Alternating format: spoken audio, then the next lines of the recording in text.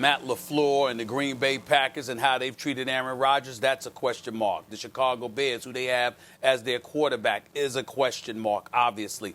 Then they're compromised to a degree. When I look at the NFC South, of course, I've got New Orleans and Tampa Bay in there. So I got those two in there. I got San Francisco as a third team.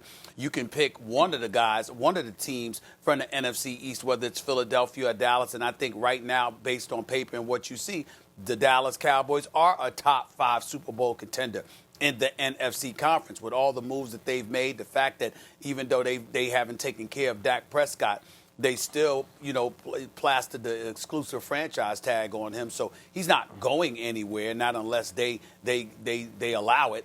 I don't see that happening. And so with the weapons that they've had, drafting CeeDee Lamb with Amari Cooper, with Michael Gallup and Ezekiel Elliott and those boys, and what we expect from their offense and what we expect from them overall, because we all recognize that Mike McCarthy is a better coach than Jason Garrett, I definitely think even if it's 5th, you have to put them as a top 5 in the NFC, even if it's by default, because like I said, you're going to have teams within certain divisions that are knocking each other off. Stephen A., let me find out that the Dallas Cowboy fans were right about something. You actually love them. You love the Cowboys. Oh, you must have watched the draft and saw Jerry Jones on his yacht and thought to yourself, you know what? I'm big time. I belong on Jerry Jones' I did yacht, like the yacht. So I need to come on here I really like the put yacht. him in the top 5? You putting him in the top 5? The yacht? Oh, I know the what yacht? happened. Nope. Yacht. You didn't read the schedule, and you thought Marcus Spears was going to be on. You thought Marcus Spears was going to be on, and you was going to have an ally. They are not in the top 5.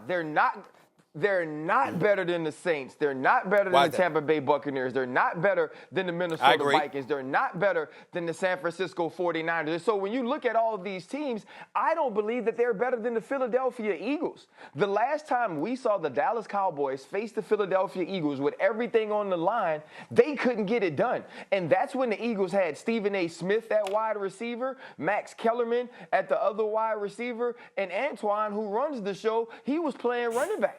They didn't have any weapons, and they still beat the Dallas Cowboys. And I understand that we think that Mike McCarthy is a better coach than Jason Garrett. But last we saw, he was getting ran out of Green Bay for a coach who led the Tennessee Titans to the 27th overall ranked offense in the NFL. So that's the guy they replaced him with, and we're expecting him to come over and be innovative, come over and change what they were as the Dallas Cowboys. We watched them be good offensively last year. Adding CeeDee Lamb doesn't change that. They put up numbers last year. So to think that just changing the coach after you lose Byron Jones on defense, you're trying to replace him with a rookie in Diggs. This defense underachieved last year. We can't just throw the Dallas Cowboys out there because you enjoy talking about them. They still gonna let you go back to Dallas, Stephen A. They love you there. They gonna let you bring your hat. Y'all gonna be in that big restaurant, out you're that a closet bar. Cowboys You can fan, even Stephen bring A. Michael Irvin. You can bring Michael Irvin on, and you guys can sweat together. But y'all will not be sweating at the top 5 of the playoff contenders.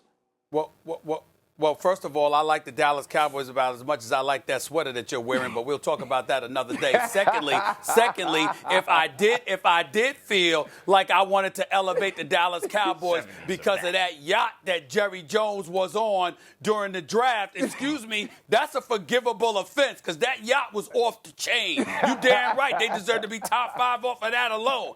Thirdly, and more importantly, let's understand, I'm not sold on the Minnesota Vikings with Kirk Cousins still there. I'm not sold on the Philadelphia Eagles with the injury history of a Carson Wentz. I'm certainly not sold on Green Bay with what's going on there. And I'm not sold that all 3 teams from the NFC West are not going to beat up on one another, that it ends up with one or possibly even 2 of those teams may not even make the postseason. I think that's legit.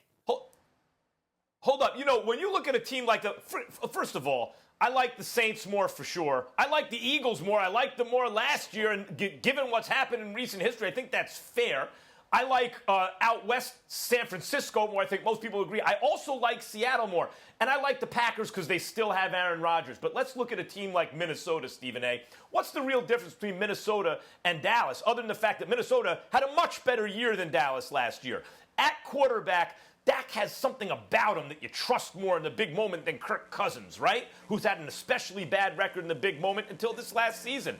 But look at this last season. Did Dak outperform Kirk Cousins when it mattered most? He really didn't. You know, at running back, if they're healthy, does Dallas really have a real advantage there? Not really, no. At receiver, does Dallas have an advantage over those guys? Nah, not if everyone's healthy, no.